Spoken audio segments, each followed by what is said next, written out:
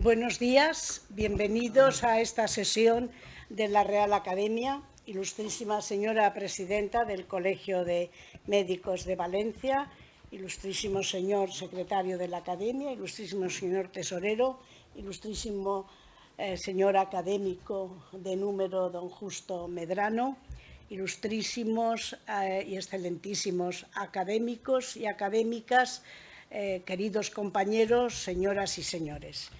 Vamos a dar comienzo a esta sesión en la que se produce el ingreso como académico correspondiente de nuestra corporación del doctor don Rafael López Andújar. A continuación, el profesor Justo Medrano Heredia tiene la palabra para presentar al doctor López Andújar. Como quieras. Como prefieras. ¿Puedo quedarme aquí? De pie.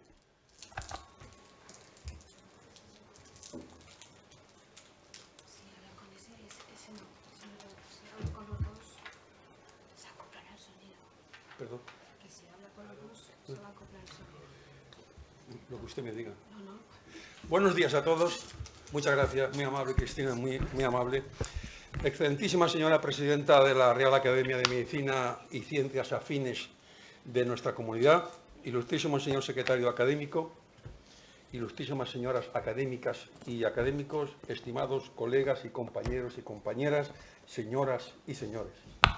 El ingreso de un nuevo académico es siempre motivo de interés y expectación, incluso social, no solo por el honor que recibe el candidato, sino porque supone una nueva aportación a la ilusionante y amplia paleta de actividades científicas, académicas y culturales de la Real Academia. Agradezco a su junta directiva y a todos los académicos presentes y no presentes el que se me distinga esta vez de nuevo, permitiéndome presentar hoy y aquí en Valencia como académico entrante al cirujano doctor Rafael López Andújar, idóneo representante de la moderna y exitosa cirugía del siglo XXI. La cirugía valenciana, queridos amigos, ha venido acompañando desde ya el siglo XV, con Luis Alcañiz y otros muchos valencianos, al progreso de la medicina. Y es así como llega a la última mitad del siglo pasado, cuando ilustres cirujanos y académicos como don Carlos Carbonell Antolí, don Paco Gomar, don Benjamín Narbona, don José Cano Iborra, entre otros muchos, en tiempos austeros y difíciles sentaron las bases científicas, docentes y asistenciales de la cirugía actual. Ante la eclosión de centros hospitalarios y especialidades quirúrgicas, promocionaron un equilibrio armónico entre arte y técnica, que daría paso a nuevas generaciones de cirujanos, muchos de ellos académicos, algunos aquí presentes. Hoy, como ayer, la cirugía de la Comunidad Valenciana continúa participando en ese progreso, estando a la vanguardia de la europea, y nuestros conciudadanos comunitarios saben que en los hospitales de Castellón, Xàtiva o Villa Joiosa, y cómo no, en la ciudad de Valencia, actúan grandes profesionales, y no solo de cirugía, con nombres y apellidos. Aunque la Real Academia es ya bien conocida en nuestra comunidad, y no solo en Valencia, sino también en Castellón y en la provincia de Alicante, Elche y otras ciudades, parecería oportuno considerar, incluso por respeto a ustedes, que hoy de nuevo y ante ustedes debería una vez más ser presentada, incluso aunque sea un tanto repetitivo para mis compañeros y colegas académicos. Con casi 200 años es una de las instituciones científicas más antiguas de nuestra comunidad valenciana. En estos 2 siglos ha sabido conservar la tradición de sus orígenes en cuanto a su esencia académica, y aunque ciertamente sabedora de que no hay nada más constante que el cambio, se ha mantenido actualizada al ritmo de las movidas sociales y científicas. Alejada la Real Academia de toda competitividad personal, provinciana, corporativa o profesional, constituye un espacio, señoras y señores, de serena reflexión sobre los avances, aplicaciones, problemas y soluciones de la medicina y de sus ciencias afines. Su activa presencia en la vida científica y médica valenciana constituye uno de los ejes modélicos en la consolidación cultural de esta elongada, antigua y también joven comunidad. Con ello aspira a contribuir solidariamente a la cohesión cultural no solo de la provincia de Valencia, sino también la de Castellón y la de Alicante, desde el principio de equidad comunitaria. Es aquí, en este escenario, donde en plena armonía confluyen e interaccionan sus objetivos con los de otras instituciones, como sociedades científicas, universidades o colegios profesionales. Junto a funciones educativas o formativas, la Academia analiza los principales problemas de salud y sanitarios de nuestra sociedad y asesora a diferentes instituciones como Consellerías de Educación y de Sanidad o Tribunales de Justicia, elaborando asimismo informes periciales definitorios. Pertenecer a esta institución, querido doctor Rafael López Andújar, a esta institución académica valenciana, como afirmaba previamente, una de las más antiguas del Reino de España, constituye motivo de sereno orgullo, por cuanto supone participar del prestigio de la misma, así como de las actividades científicas, evaluativas y docentes de la misma. No solo pertenecen a ella ciudadanos de nuestra comunidad valenciana, sino del resto de España, así como de personalidades de países extranjeros. Una institución que, no siendo elitista, y eso es importante remarcarlo, que no ha sido nunca elitista y ni lo es, que no siendo elitista en sí misma, sí ha sabido ir incorporando a aquellos destacados profesionales y científicos, quienes por sus aportaciones, tanto investigadoras como docentes y asistenciales, ya la propia sociedad, también a través de sus instituciones y asociaciones y personas, les había ido reconociendo sus méritos. El bagaje curricular del doctor Rafael López Andújar ha sido ya en su momento estudiado y reconocido por esta Real Academia. Pero desearíamos antes que nada destacar algunos aspectos de su perfil personal y humano en su devenir profesional hasta llegar aquí a esta Real Academia de la Comunidad Valenciana. Nacido en Valencia, donde cursó sus estudios básicos y el bachillerato, su vocación médica se materializaría realmente cuando acudió por primera vez a las 8 de la mañana al aula magna de la Facultad de Medicina para atender su primera clase de bioquímica impartida por el recordado profesor don José Viñas. Sin embargo, su inquietud por la cirugía surgiría durante su estancia en el Hospital General como alumno interno en el servicio del profesor Narbona y cuando ayudaba en sus quehaceres diarios al doctor Victoriano Pareja, quien posteriormente sería su suegro. Acabaría su licenciatura en 1983 con sobresaliente, doctorándose después con cum laude por unanimidad con su trabajo Factores pronósticos en la cirugía de la ictericia obstructiva. Decidido a ser médico cirujano, tras aprobar el MIR, obtendría la primera plaza de residente para realizar la especialidad en el Hospital La Fe de Valencia. En su entrevista el primer día con el jefe del Departamento de Cirugía, el doctor don Juan Campillos, algunos lo recordarán, pidió que se le asignara al equipo que entonces formaba el doctor José Mir, el doctor Pedro Sendra y el doctor Manuel de Juan. Esos 5 años marcarían su vida como persona y como profesional. Aprendió de todos, pero reconoce que quien tiraba adelante era el doctor don José Mir. Siendo residente de tercer año, ya sería enviado a Cambridge, sumándose al equipo de valencianos que estaban formándose en el Addenbrooke Hospital en el servicio de Sir Roy Kahn, pionero mundial en el trasplante hepático. Como anécdota, sabemos que siendo residente de tercer año, tras casarse en julio del 87 con la doctora Victoria Pareja, al regresar de su viaje de bodas hubo de subirse a otro avión para desplazarse a Cambridge. No es nada inusual en la vida de los que trasplantan. La noche del 5 de enero de 1991 se materializó el sueño del doctor don José Mir, aquí presente, al realizarse el primer trasplante hepático en nuestra comunidad valenciana. A él, al doctor Mir, entre nosotros Pepe Mir, le corresponde el reconocimiento unánime de haber conseguido incorporar el trasplante hepático a los recursos terapéuticos que disponemos hoy todos los ciudadanos en nuestra valenciana comunidad. El doctor López Andújar ha desarrollado toda su vida en el Hospital La Fe, siempre en el área de la cirugía hepatobilipancreática y trasplantes. Tras acabar la residencia, obtuvo plaza en propiedad en su mismo hospital, continuando su formación allí, combinándolo con estancias en varios centros extranjeros, entre otros, de nuevo en la Universidad de Cambridge, en el Asian Medical Center de Seúl, en el Mount Sinai School of Medicine de New York o el Kyoto University Hospital.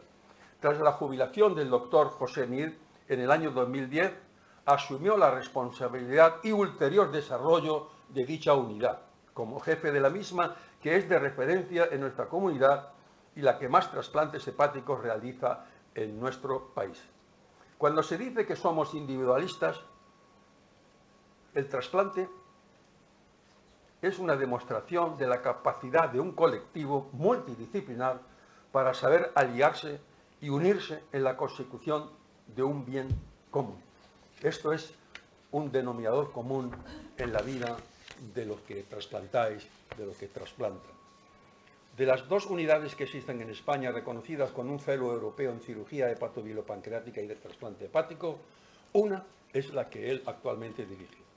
A su unidad acuden constantemente cirujanos nacionales y de otros países a formarse no solo en trasplantes hepáticos, sino en la cirugía compleja hepatobilipancreática. Es miembro de la Sociedad Internacional de Trasplantes, de la Sociedad Valenciana de Cirugía, de la Asociación Española de Cirujanos, de la de Trasplantes, entre otras. Además, es vocal permanente y presidente de las comisiones de trasplantes y tejidos y de la de tumores hepatobilipancreáticas del Hospital Universitario La Fe.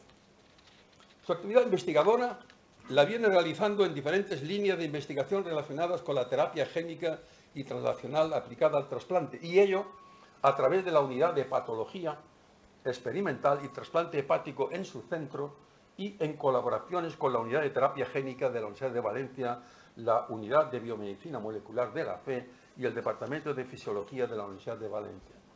Desde 2011 forma parte del microclúster de investigación del Valencia Campus de Excelencia denominado Desarrollo Translacional de la Terapia Génica No Viral. Ha participado el doctor López Andújar en 3 proyectos de investigación nacional del Ministerio de Educación y Ciencia y dirige un proyecto como investigador principal de la Consejería de Sanidad. Además, ha sido investigador colaborador en 11 proyectos de investigación financiados por la industria, en 7 de ellos como investigador principal.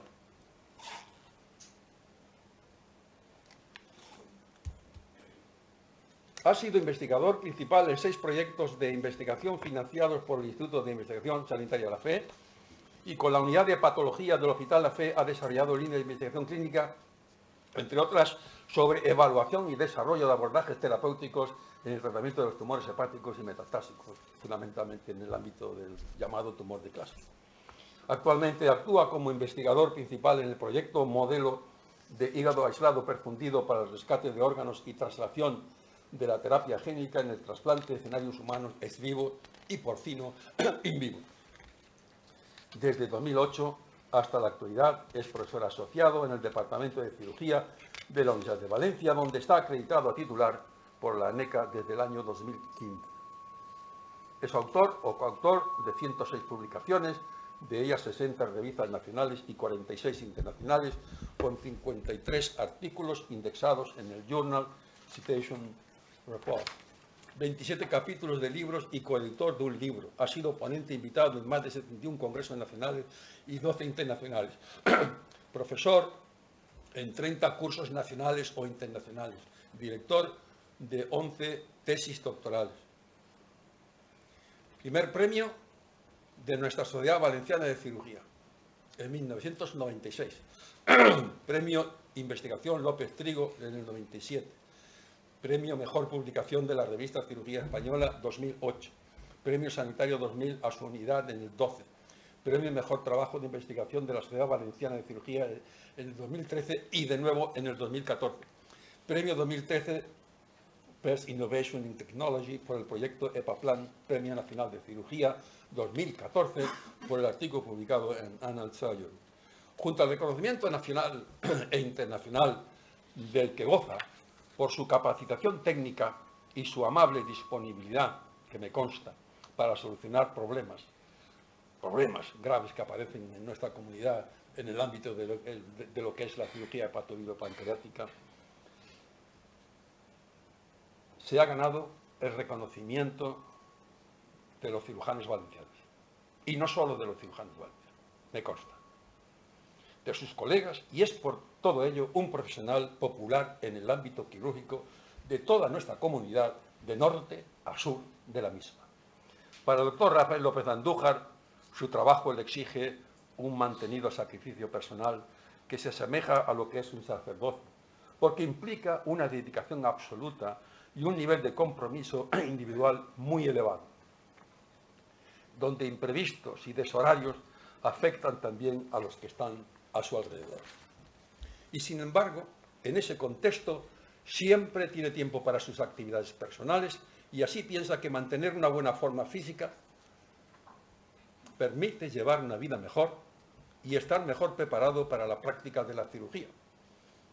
Es por ello que entre sus aficiones destacan el triatlón y el running, donde es también un maratoniano.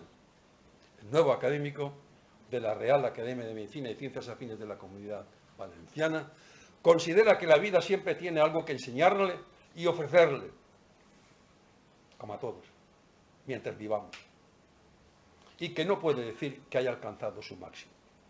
Estamos convencidos de ello, no solo porque como ciudadanos comunitarios valencianos, como a tantos otros, lo necesitamos, sino porque además viene demostrando capacidad para alcanzarlo y además tiene tiempo todavía para ello. Pero ahora es el momento de escuchar al doctor Rafael López Andújar. Señora presidenta, señoras y señores, muchas gracias.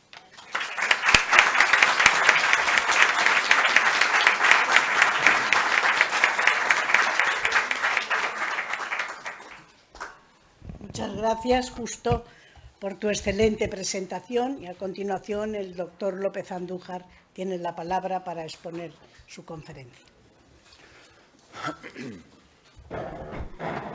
Bien. En primer lugar, buenos días a todos. Espero que se me escuche bien.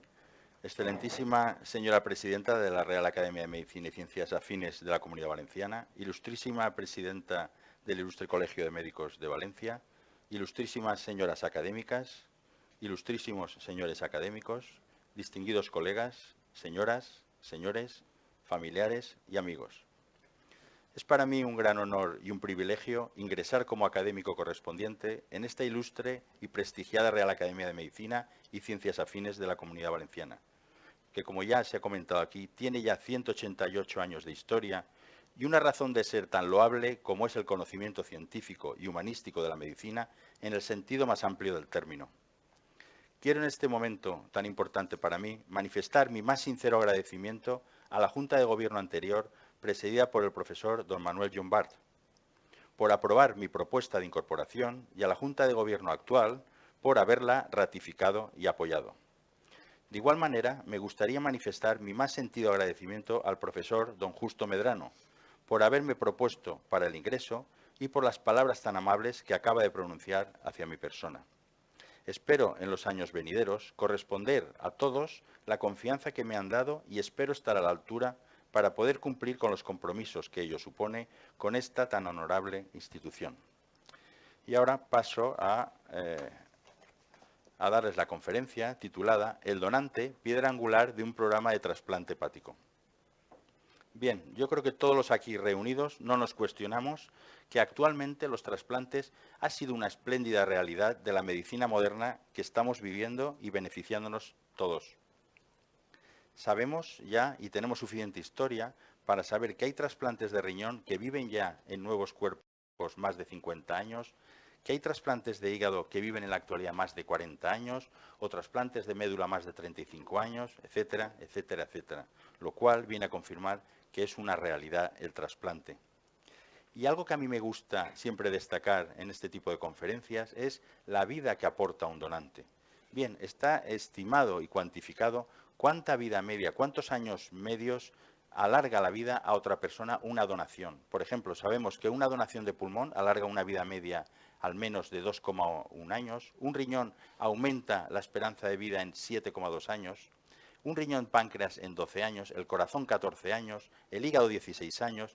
No quiere decir que solo van a vivir esos años, sino la media de todos los que se han donado durante un largo periodo de tiempo. Y sabemos ya que el promedio de años aportados por un donante que aporta 4 órganos es de 30 años. Y donantes que aportan 6 órganos, casi 60 años nos están aportando a la sociedad. Por otro lado, esto es una realidad. España en el 2017, ¿cómo estamos? Pues tenemos en el 17 46,6 millones de habitantes, tenemos 17 autonomías y tenemos 188 hospitales autorizados para la donación. 43 de ellos en los que se puede hacer y existe un programa de trasplante.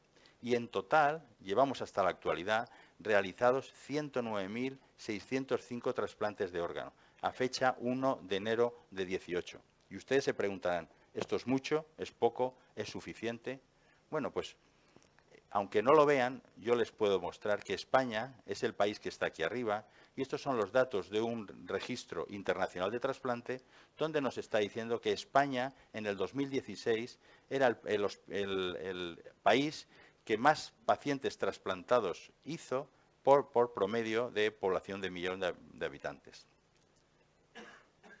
Esto es un aforismo claro, real y firme. Sin donante no hay trasplante.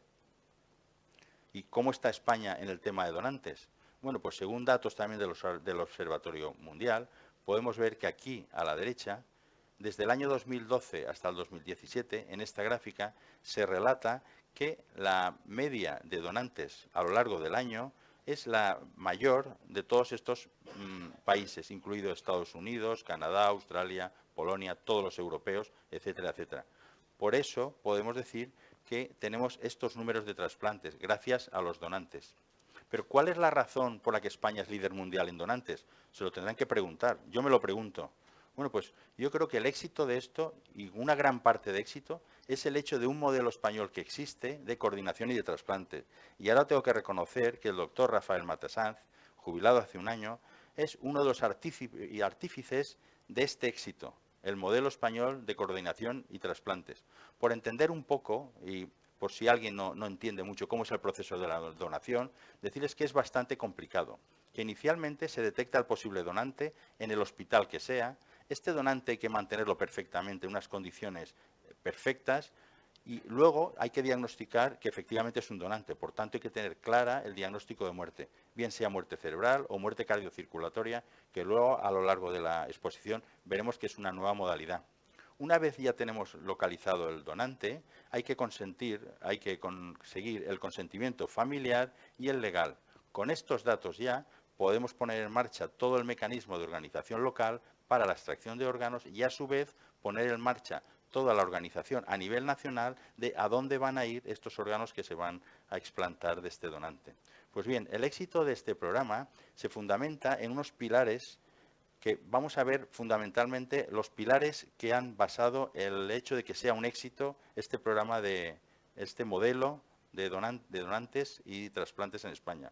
Uno, y muy importante, es el hecho de haber creado una red de coordinación de trasplantes por todo el territorio nacional, con una sede central, que es la Organización Nacional de Trasplantes, pero luego unas sedes regionales que están perfectamente interconectadas, comunicadas, y a su vez las regionales, los hospitales de todas las comunidades, toda la comunidad, derivan y dependen de esta sede regional, y a su vez la regional de la nacional. Esto es importante, y el hecho de que se han hecho muchos equipos de coordinación a lo largo de toda España. Fíjense la evolución exponencial de todos los equipos de coordinación. En 1988 había menos de 20 y actualmente en el 2017 habían 188 equipos de coordinación. ¿Y cuál es el perfil del coordinador? porque les tengo que decir que es coordinador dependiente el éxito o no de obtener donantes en un hospital. Es fundamental.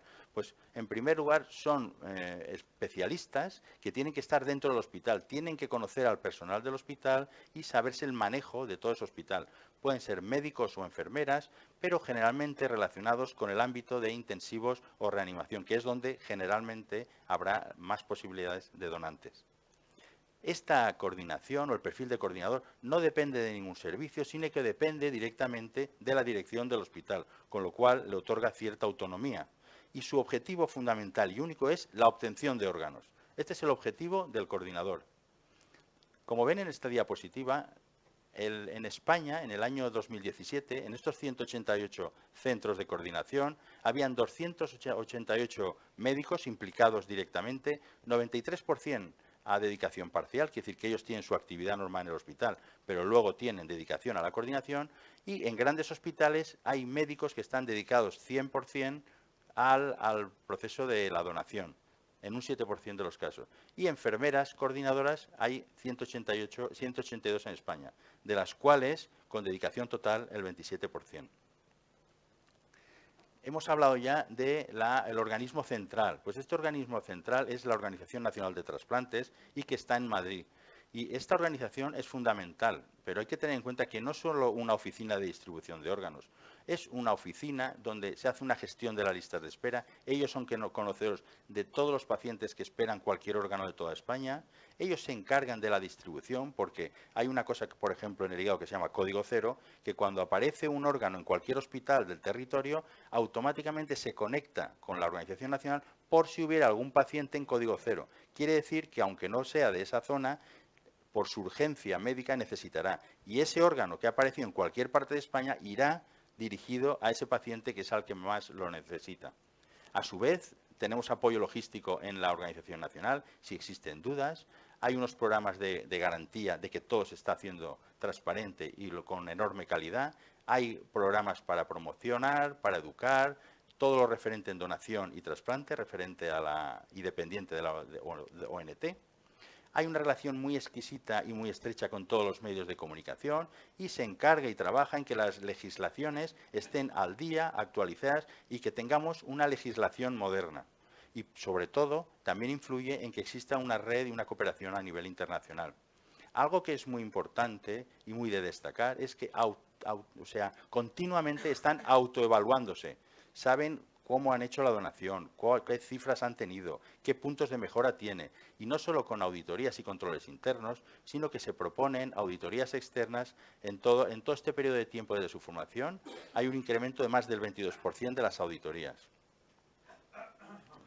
Y luego, como hemos dicho, hay una parcela muy importante que es la formación de todo el personal que está involucrado en todo el proceso de donación, que no son solo los coordinadores, sino que están los profesionales de intensivos, urgencias, porque últimamente hay muchos donantes que estamos obteniendo que llegan a puertas de urgencia y desde ahí se canaliza ya como posible donador, en neurología.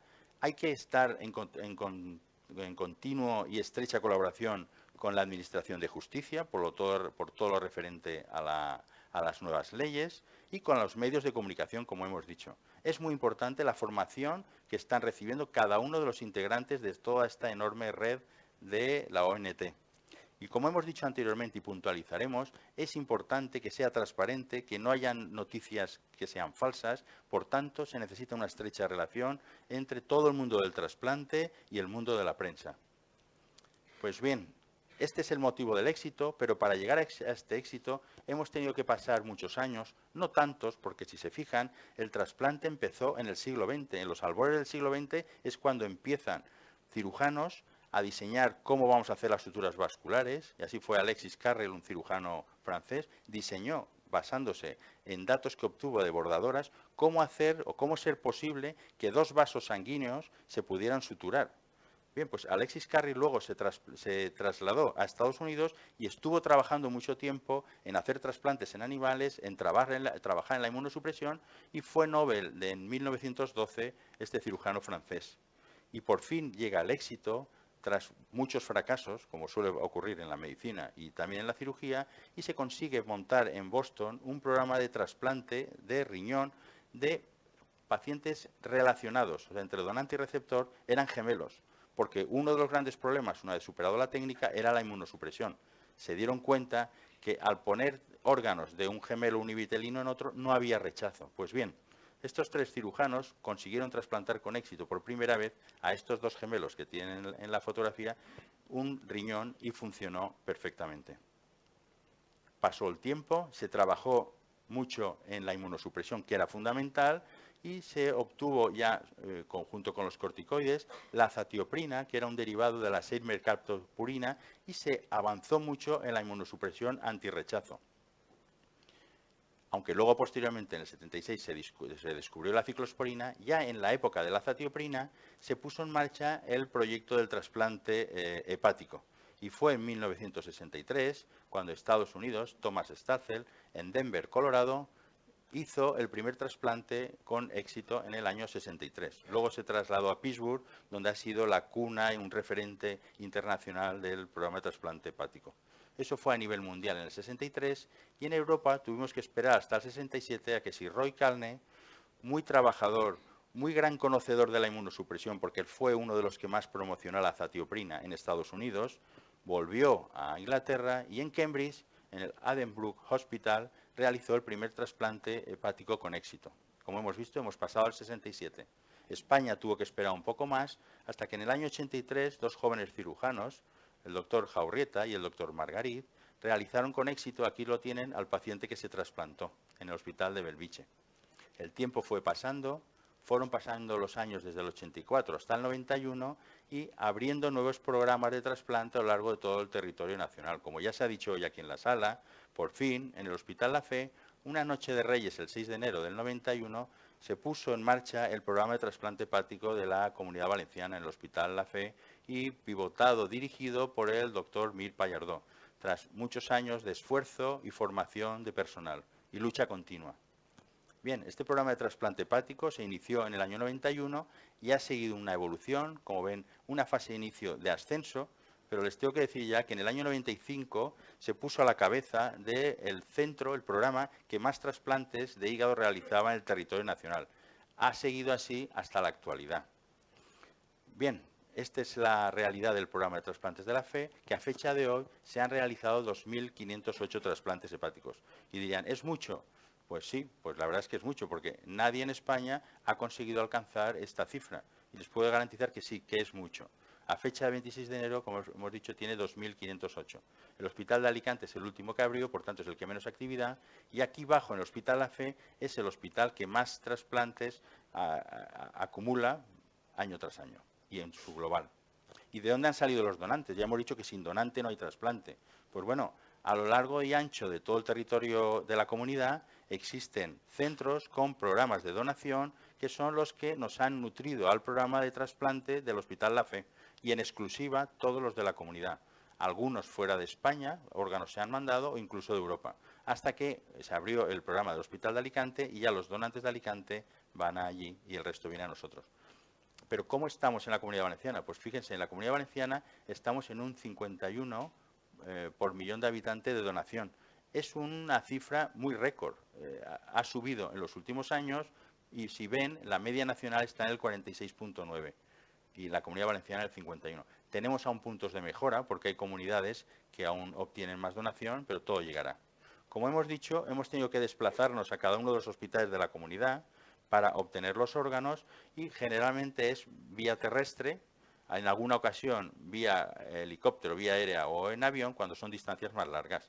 Pero tenemos una red montada de vehículos que nos llevan a los hospitales y ponemos en marcha el engranaje de lo que es el trasplante. Bien, ya iniciamos en España en el 89 el programa de trasplante hepático en todos los hospitales.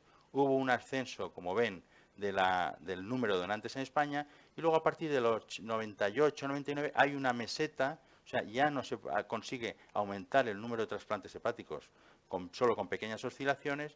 Quizá en el último año hay un pequeño repunte de un poquito de ascenso, pero yo me gustaría que nos centráramos, por ejemplo, en el año 2005.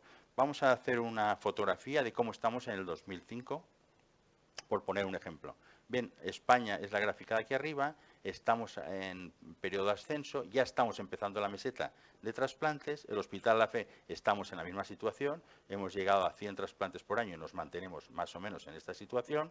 España sigue siendo, como vemos aquí en la gráfica, la nación que más donantes obtiene de todo el mundo, porque es el mundo, y esta es la situación que tenemos entre pacientes que se incluyen en lista, que es la gráfica de aquí arriba, como ven aquí arriba, que como ven es en ascenso.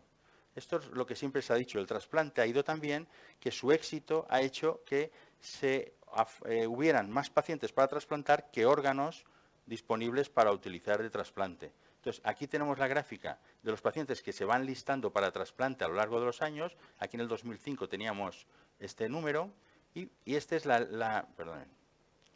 esta es la gráfica de los trasplantes que se van realizando.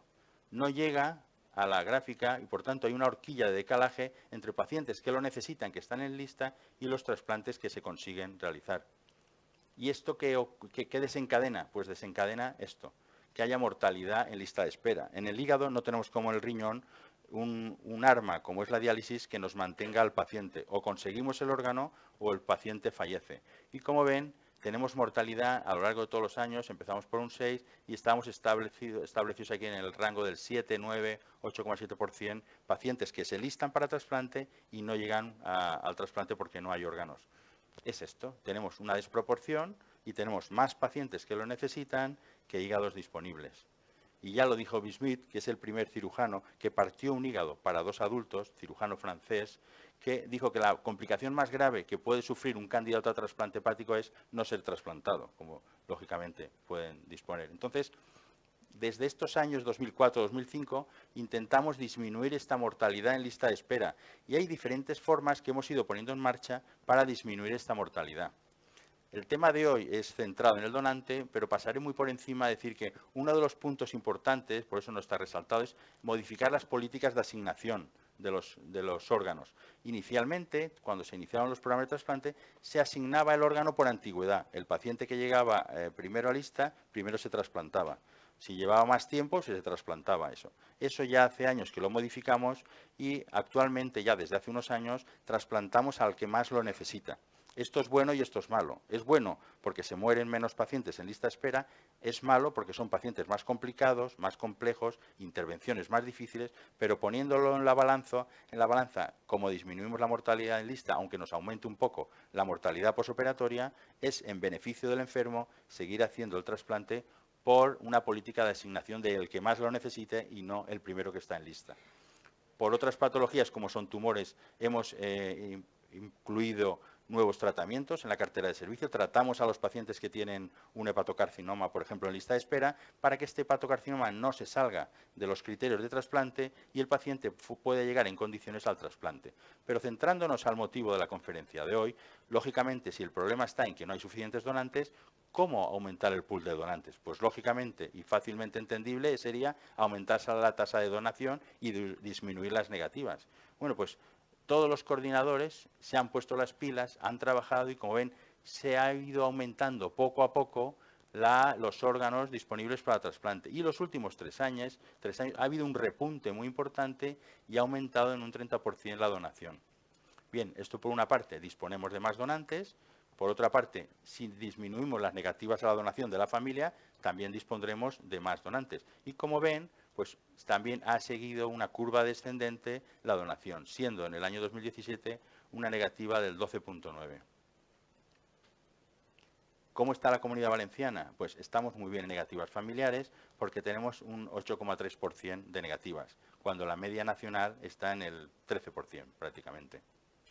Otra modalidad de poder aumentar la posibilidad de trasplantar a más pacientes es extender los criterios de los donantes. Tenemos unos límites para elegir al donante, bueno, pues vamos a aumentar un poco los criterios, vamos a hacer un esfuerzo y vamos a coger donantes de otras características. Ya en el año 2008 analizamos qué había pasado en nuestro grupo y efectivamente, ¿qué había pasado? Pues que el perfil del donante había ido cambiando. Si se fijan, en rojo, lo que ha ocurrido a nivel de todos los grupos de España, a la izquierda y a la derecha, lo que ha ocurrido en el programa del Hospital La Fe, inicialmente los traumatismos craneoencefálicos era el 48% del año 84 al 98 de lo que trasplantábamos. Esto era gente joven, no llevaba casco, accidentes de tráfico. La nueva ley orgánica de tráfico ha hecho que esto se regule y, afortunadamente para la sociedad, han disminuido los accidentes de tráfico y, por tanto, los donantes secundarios a traumatismos craneoencefálicos, que generalmente eran donantes más jóvenes. Bueno, hemos tenido que acomodarnos, acoplarnos, y hemos aumentado y explorado otras etiologías como son los accidentes cerebrovasculares. Como ustedes entenderán, generalmente las trombosis cerebrales, etcétera, etcétera, se da en pacientes de mayor edad. O sea que ha cambiado el perfil de la etiología de los donantes que estamos utilizando. Y de forma secundaria y muy directamente ligado, nos ha cambiado la edad de los donantes. Si ven, por ejemplo, aquí en el lado izquierdo la media nacional y en la derecha lo que ha ocurrido en el Hospital La Fe, aquí en Lida, son donantes de 55 a 74 años. Como ves, cada vez es mayor esta proporción, que aquí es en azul. Cada vez trasplantamos más donantes entre 55 y 74.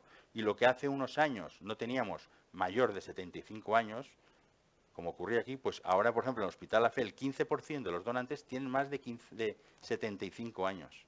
El 15%. ¿Qué ha hecho esto? Pues que tengamos que acomodarnos un poco a esta necesidad. El hecho de tener donantes, entre comillas, de peor calidad, hace que tenemos que disminuir los riesgos de donde podamos. ¿Qué podemos hacer los equipos de trasplante? Pues disminuir el tiempo de isquemia fría. Es el tiempo que se tarda desde que se perfunde el órgano en el donante hasta que se implanta en el receptor y vuelve a circular la sangre y se vuelve a poner en marcha. Este tiempo, lógicamente, cuanto más corto, mejor para el órgano para que se ponga en marcha antes. Bueno, pues con un esfuerzo, un paso de rosca a los equipos, como ven aquí en el lado izquierdo, hemos ido disminuyendo año a año los tiempos de isquemia fría. En la actualidad tenemos una media de 4,5 horas más o menos. Eso quiere decir que sea la hora que sea el día que sea el momento que sea, hay que ajustarse entre la extracción del donante y el implante del órgano. Otra forma de aumentar el pool de donantes sería utilizar lo que conocemos como donantes no convencionales. ¿Cuáles serían estos? Pues bien, ahora los explicaremos, pero se fundamenta en que el hígado es un órgano que tiene diferentes segmentos y que tienen funcionalidad independiente. ¿Qué quiere decir? Que podemos partir el hígado, por ejemplo, por la mitad o utilizar un 30%, utilizar de los 8 segmentos que tiene, 2, 3 segmentos, implantarlos con sus ramas arteriales, venosas y conducto biliar y funcionará. Bueno, pues el hecho que pueda hacerse un trasplante segmentario hace que podamos trasplantar trasplantes hepáticos de cadáver que los partimos bien en el campo operatorio del donante a corazón latiente o bien en el banco. Bien, pues el primer trasplante segmentario del Hospital La Fe lo realizamos en el 2003 y utilizamos el lado derecho para un donante adulto y el segmento izquierdo para un pediátrico, un trasplante pediátrico. Bien, ¿cuál es la repercusión que ha habido a nivel nacional de estos trasplantes segmentarios?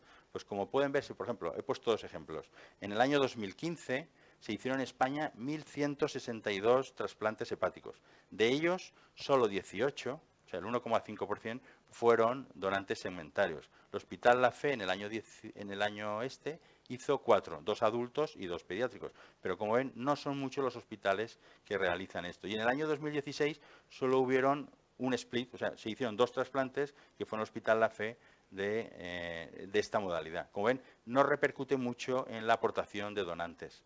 Otra modalidad de trasplante segmentario sería el donante vivo. La persona puede vivir con parte del hígado, bueno, pues al donante se le quita un 60% si va a ir para un receptor adulto o un 20, 25, 30% si va a ir a un receptor pediátrico.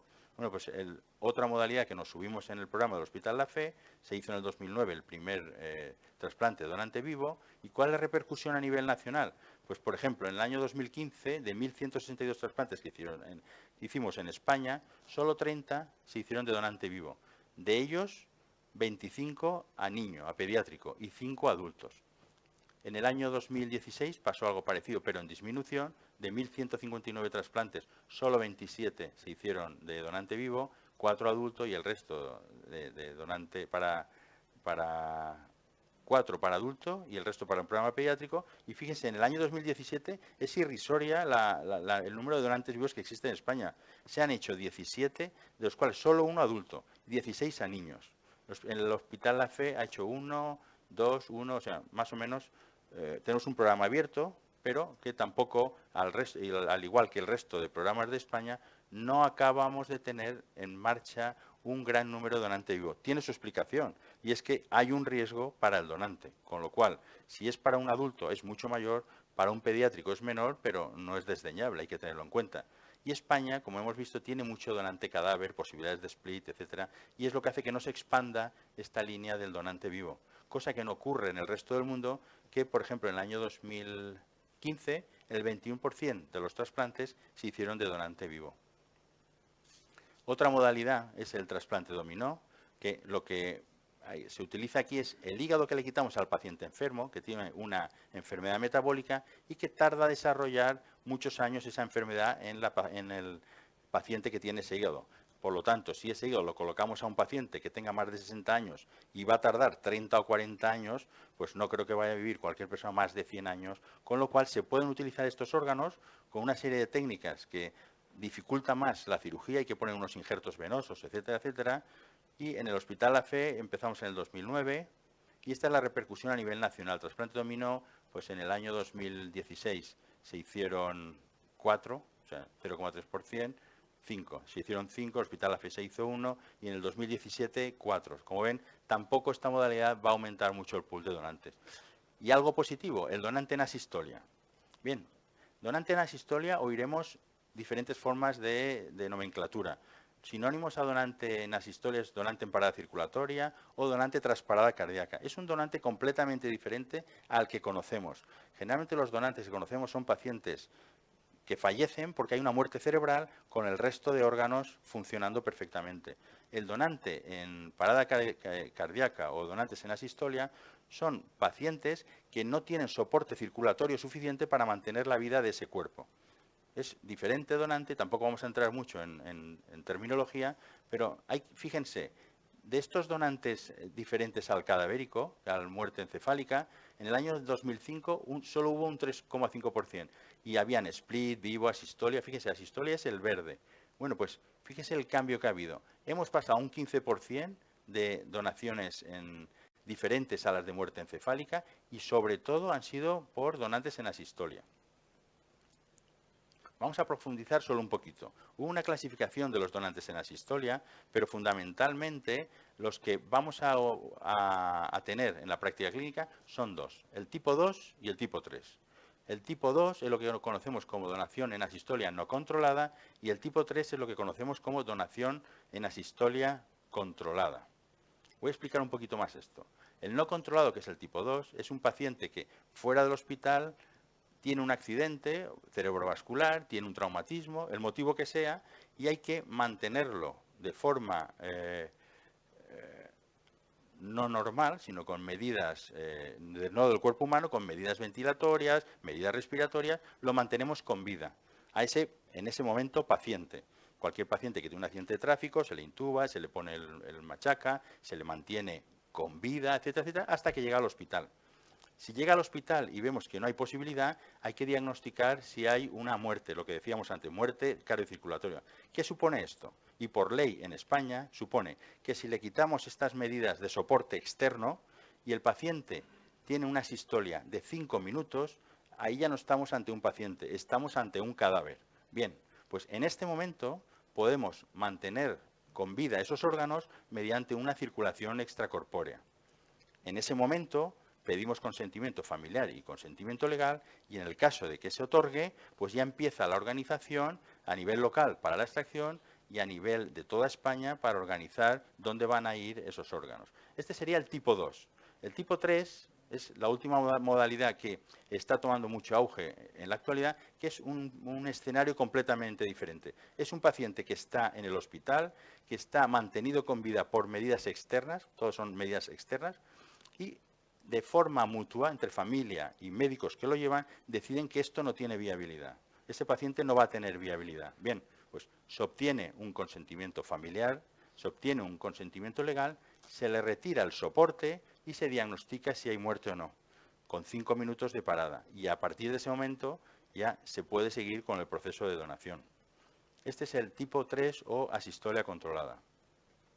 Como ven, desde la nueva ley que se perfiló perfectamente cuándo teníamos un donante, qué características tenía que cumplir, cómo manejar estos donantes, que fue en el año 2011. Automáticamente hubo una reunión de consenso organizada por la Organización Nacional de Trasplantes en el 2012, y lo que veníamos haciendo, que eran donantes en asistolia tipo 2, se ha mantenido igual, pero el color más oscuro ha supuesto el enorme crecimiento de la donación en asistolia tipo 3, la controlada, gracias a la nueva ley. Y esta donación en asistolia ha supuesto que, fíjense, a partir del año 2012 han aumentado en gran medida los riñones, los hígados o los pulmones trasplantados por este tipo de modalidad de donante.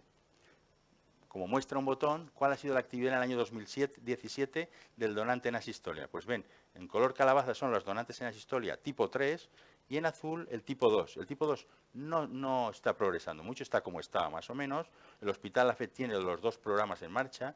Asistolia se hicieron tipo 2-1 y 21 de la tipo 3. Como ven, hospitales que tienen una gran actividad, pues Hospital Clínic de Barcelona, el Hospital de Cruces de Bilbao, la Reixaca de Murcia y el Hospital La Fe.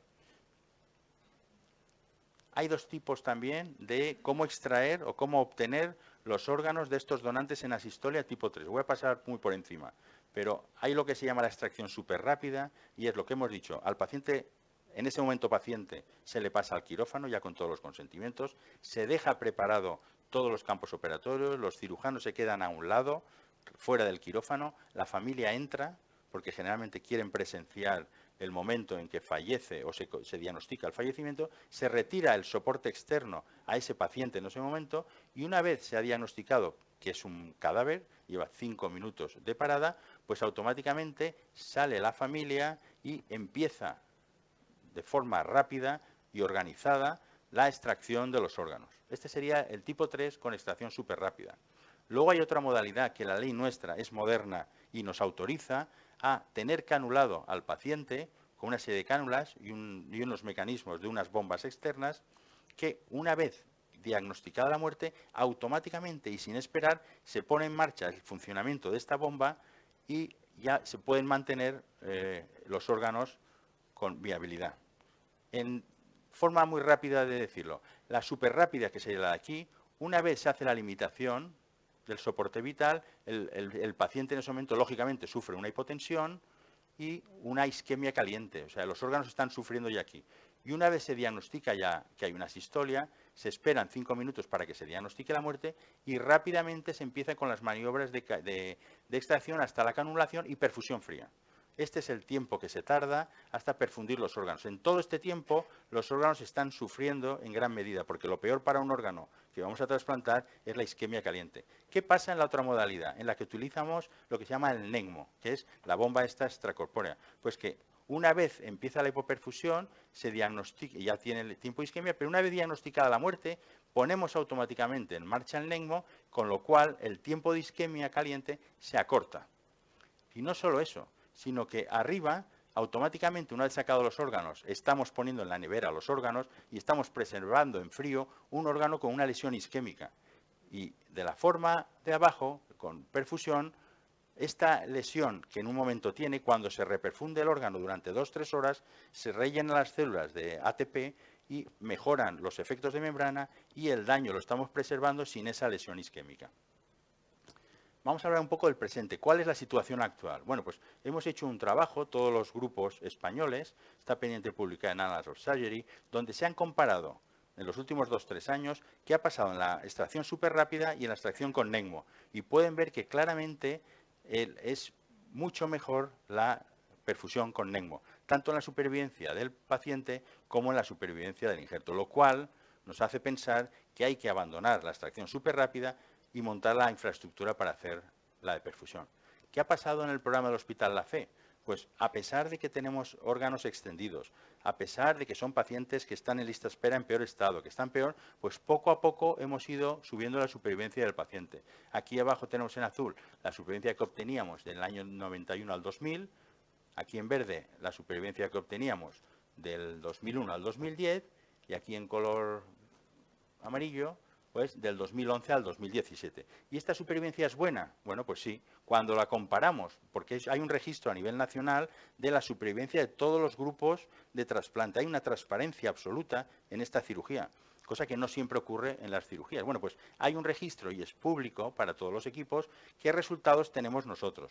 Bueno, pues aquí en rojo vemos la supervivencia del programa de los pacientes trasplantados en la fe y bajo en azul la supervivencia media del conjunto global de todos los grupos de trasplante del territorio nacional.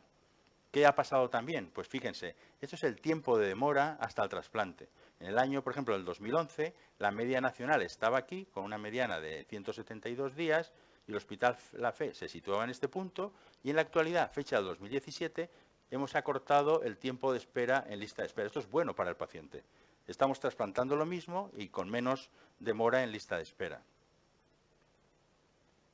¿Y qué ha pasado con la mortalidad en lista? Decíamos que era lo peor de los pacientes en lista. Nos habíamos quedado aquí en el año del 2005. Pues con todo esto que hemos incorporado, hemos ido descendiendo la mortalidad y a fecha de 2017 en lista hay un 3%.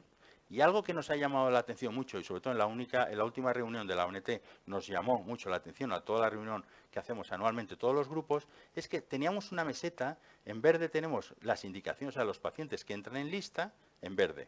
Los pacientes que trasplantamos, en rojo. Como ven, hay una horquilla que más o menos se ha venido manteniendo a lo largo de un periodo de más de 20 años. Pues bien, en los últimos 2 años, y gracias, por ejemplo, al tratamiento antiviral del virus C, está disminuyendo el número de pacientes que están incluyéndose en lista de espera. Se ha bajado en 2 años de 2.200, a 1.985, pero es que además estamos trasplantando un poco más. Entonces, esta horquilla la estamos cerrando. ¿Qué quiere decir? Pues que posiblemente podamos abrir a explorar nuevas indicaciones y llevar el trasplante a otros pacientes que lo puedan necesitar, que ahora lo restringimos mucho porque hay muy poco. Y como ejemplo, en el 2017, el 1 de enero, habían en lista 645 pacientes y se cerró el año con 455. O sea, se disminuyó en 200 los pacientes en lista de espera. Luego, esta desproporción que teníamos antes está cambiando y ahora parece que empiezan a haber más hígados que pacientes con necesidad. Y algo nuevo que está viniendo, pero que ya es el presente, pues son las máquinas de perfusión ex vivo. ¿Qué es esto? Son unas máquinas que intentan reproducir el cuerpo humano. Sacamos el hígado del donante, lo metemos en esta máquina con unos líquidos, con sangre, y lo mantenemos ahí durante 3-4 horas. ¿Qué ganamos con esto? Pues una medición a tiempo real de una serie de parámetros, que no les voy a aburrir con los que son, pero que nos está diciendo si el órgano está funcionando, si va a funcionar en el futuro, que se le supone que se le va a incluir al paciente. Luego es una gran ventaja para evitar fallos primarios, estas máquinas. Pero no solo eso, es que además vendrá que podremos modificar esos órganos en ese momento mientras está en la máquina y mejorar, por ejemplo, quitar esteatosis, mejorar ciertas anomalías, recargar ATP y mejorar al órgano antes de que se introduzca en el nuevo receptor. Y algo que es un futuro inmediato y que estamos demandando, pues es esto. Tenemos en el Hospital La Fe el NECMO, que es lo que hemos visto de los donantes, tenemos las máquinas de perfusión ya disponibles en el Hospital La Fe, tendremos que montarlas en los coches, en las ambulancias, y llevarlo al hospital donante, donde está el donante, para que sin tiempo de demora empiece a funcionar y tengamos la sistolia tipo 3 controlada en todos los hospitales. Bien, yo creo que el trasplante hepático es el paradigma del trabajo en equipo. Alcanzar el éxito en cada uno de ellos depende del trabajo diario de un gran número de profesionales que deben hacer una gran labor de equipo. Y, por supuesto, sin donantes no hay trasplante. En la donación de vivo, por su idiosincrasia, se conoce bien quién es el donante y el receptor. Pero, como hemos visto aquí, en la mayoría de los trasplantes son de donante cadáver y, por ley, se mantiene en el más estricto anonimato. Esto hace aún más, si cabe, grande la generosidad de las familias que en momentos tan difíciles donan los órganos de sus seres queridos para que sigan dando vida a pacientes que lo necesitan. Existe un monumento que está dedicado al donante que tanto en la Antigua Fe como en el Nuevo Hospital La Fe ocupa un lugar muy destacado. Y ya quiero finalizar mi intervención transmitiéndoles que un reconocimiento como el que hoy se me otorga se debe sin lugar a dudas a una trayectoria profesional. Pues bien, muchas han sido las personas que han hecho posible que yo pudiera desarrollar mi trayectoria científica, docente y asistencial. Ya se ha dicho aquí que mis primeros contactos con la cirugía fueron en el Hospital General de Valencia en los servicios del profesor don Benjamín Narbona y don José Cano, ilustres académicos, y de la mano del doctor Vitoriano Pareja, cirujano vascular del que descubrí la importancia de la relación médico-paciente. Mi formación MIR la inicié en 1985 en el Hospital La Fe de Valencia y mi primer contacto lo tuve con el doctor José María Aragón, ilustre cirujano taurino que me transmitió su enorme calor humano. Pronto pude incorporarme al equipo formado por 3 grandes cirujanos, el doctor José Mir, el doctor Manuel de Juan y el doctor Pedro Sendra. Con ellos hice mi residencia, con ellos aprendí a amar la cirugía, a no rendirme ante las adversidades y a superarme en los tropiezos, en definitiva, a ser cirujano. De cada uno de ellos fui aprendiendo día a día algo y creo que me he quedado seguro con al menos una parte de lo mejor de cada uno. Lo que soy como cirujano se lo debo a ellos. Sin lugar a dudas, tengo que reconocer que el doctor Mir tiraba adelante y abría camino. El doctor Manuel de Juan me alisaba el terreno y el doctor Sendra me apoyaba y me daba ánimos constantemente. Tuve el privilegio de vivir los comienzos de la actual cirugía hepática de la Comunidad Valenciana de manos del doctor José Mir, pionero en esta materia, y poder sumarme al equipo de profesionales, como ya se ha dicho, que él envió a Cambridge para formarse en el trasplante hepático. Sir Roy Calne, pionero en Europa en trasplante, fue el mentor, sin lugar a dudas, del programa de trasplante hepático del Hospital La Fe. Mi más profundo reconocimiento. Mi vida profesional se ha desarrollado siempre en el Hospital La Fe y siempre en el área de la cirugía hepatobiliopancreática y trasplantes. Primero como médico adjunto y luego en el 2010 me hice cargo de la coordinación de la unidad. A lo largo de estos más de 28 años he compartido y he tenido la inestimable colaboración y ayuda de un gran grupo de profesionales y compañeros. Mi más profundo respeto y agradecimiento a todos y cada uno de ellas y ellos. Quiero hacer extensivos estos agradecimientos a todos los profesionales del hospital y fuera del hospital que colaboran diariamente en el manejo de la patología HPV y en el mundo de los trasplantes. Sin olvidar al personal de enfermería y administración que de forma tan entregada colaboran diariamente por la mejor atención y ayuda a los pacientes y a las labores diarias de la gestión. Mi agradecimiento a residentes, visitors y estudiantes por ser mi acicate diario en la docencia. Mi respeto y consideración al personal de gerencia y dirección por mostrar su sensibilidad y colaboración en el programa de trasplantes. Al grupo de trabajo del profesor Salvador Aliño por despertar en mí el espíritu científico, transmitirme su entusiasmo y por su generosidad de compartir ideas.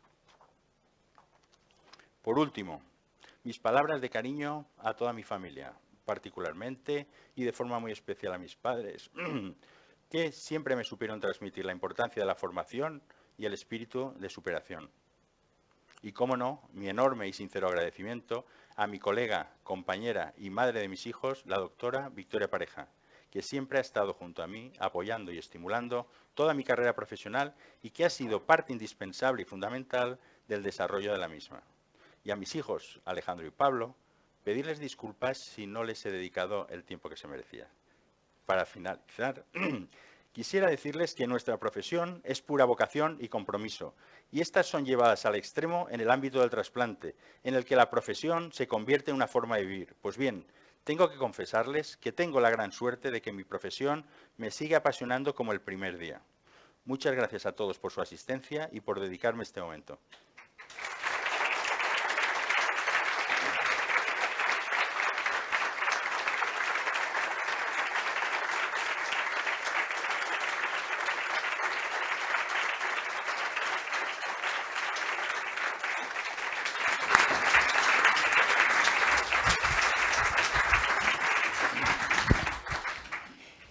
El ilustrísimo señor secretario general de la Real Academia de Medicina, doctor Juan Viña, dará lectura al nombramiento de académico correspondiente.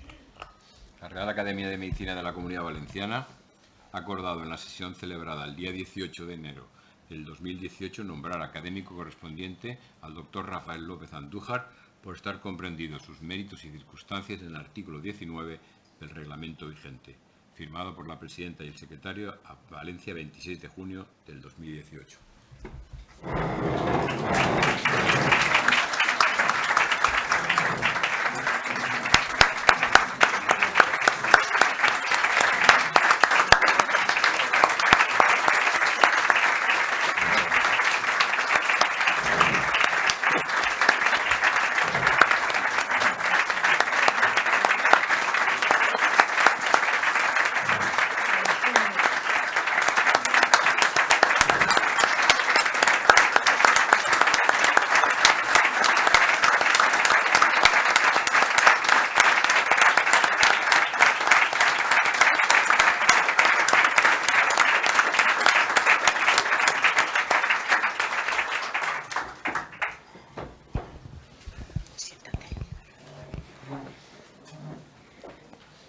Sin duda, mis primeras palabras son para felicitar al doctor Rafael López Andújar por su excelente presentación, prueba de su trayectoria profesional, que nos ha puesto de relieve el presente y el futuro del trasplante hepático.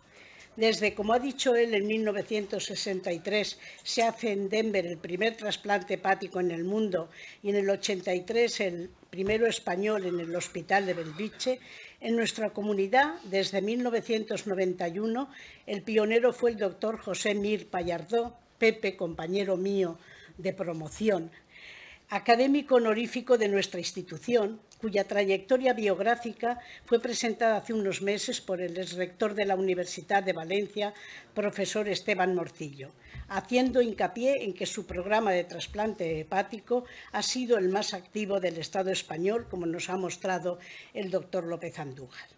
Creo que para nuestra academia es una gran satisfacción contar con el doctor Mir, al que ahora se suma como académico correspondiente el doctor Rafael López Andújar, que continúa esa tradición de ser un referente para el trasplante hepático a nivel nacional e internacional. En su excelente y exhaustiva presentación, el profesor Justo Medrano ha glosado los méritos profesionales, científicos y académicos del doctor López Andújar, por lo que no voy a repetirlos ahora. Aunque España es pionera en donaciones de órgano, país generoso y solidario y además informado de las consecuencias de esto para la salud pública, si las donaciones disminuyen al donante post-mortem, se han generado nuevas estrategias, como él mismo nos ha referido. Por un lado, cambios en los estrictos criterios de aceptación de órganos. El ejemplo más claro, los donantes en asistolia, el split donantes vivos, que van a seguir contribuyendo a la disminución de la mortalidad en las listas de espera. La investigación en este campo no cesará de plantearse nuevos retos. Estaba recordando que en su discurso de investidura como doctora honoris causa de la Universidad de Valencia, la doctora Londa Schimmer hace unos meses habló de las diferencias entre sexos en la capacidad terapéutica de las células madre, las femeninas más regeneradoras, que muchas veces no se tomaban en consideración y los ratones machos morían. Descubrieron que la coincidencia de sexo entre donante y receptor daba los mejores resultados. Y esto, señalaba ella, también puede ser importante en el trasplante de órganos, y ya hay experiencia positiva en trasplantes de corazón y riñón, no así en el de pulmón. Son nuevos interrogantes a desvelar y no sé qué pasará con los trasplantes hepáticos. ¿Son mujeres la mayoría de donantes? Sería otra cuestión que habría que tomar en consideración. Desde la bioética no surgen objeciones en el momento actual, siempre que se respete la autonomía del paciente, testamento vital, capacidad jurídica, etcétera, etcétera, que hagan imposibles donaciones involuntarias. Solo algunas pocas creencias religiosas y etnias se oponen a los trasplantes. Por otro lado, la Organización Mundial de la Salud, en el año 2008, elaboró los principios rectores sobre trasplantes de células, tejidos y órganos humanos, cuyo cumplimiento asegura la transparencia del proceso. Pero como toda actividad humana y humanitaria, también existen sombras junto a las luces. Como la demanda supera la oferta, puede aparecer, y de hecho así es en algunos lugares, un turismo de trasplantes o, que es peor, un mercado negro, sobre todo en países con un gran desequilibrio entre los que pueden pagar y los que precisan desesperadamente vender, que en casos extremos puede llegar al robo o asesinato. Quizás un Shylock moderno, mercader de Venecia, pediría hoy no una libra de carne del deudor, sino un riñón o un segmento de hígado como pago. No es el caso, afortunadamente, de nuestro país, como nos acaban de demostrar. No solo nuestra sanidad es una sanidad considerada casi excelente, como que además en este aspecto somos, por una vez, los pioneros en el mundo. Dice el doctor López Andújar que el donante, yo añadiría la familia, es la piedra angular de los trasplantes y solo alentar la generosidad y el altruismo de una sociedad pueden ayudar al éxito. Y junto a ello, claro, profesionales que, como él, siguen trabajando e investigando para mejores soluciones de futuro, por lo que le doy la bienvenida a nuestra academia. Le felicito de nuevo, como también a su familia y a su equipo. Habría que decir quizá equipos de trabajo, porque en este caso se implica una ingente cantidad de profesionales, todos ellos colaborando en este tema que nos hace tener mucha ilusión respecto a nuestro futuro como posibles pacientes para el día de mañana. Sin más, de nuevo, felicidades, Rafael, felicidades a tu mujer, a tus hijos y, sin más, agradeciéndoles a todos su asistencia, se levanta la sesión.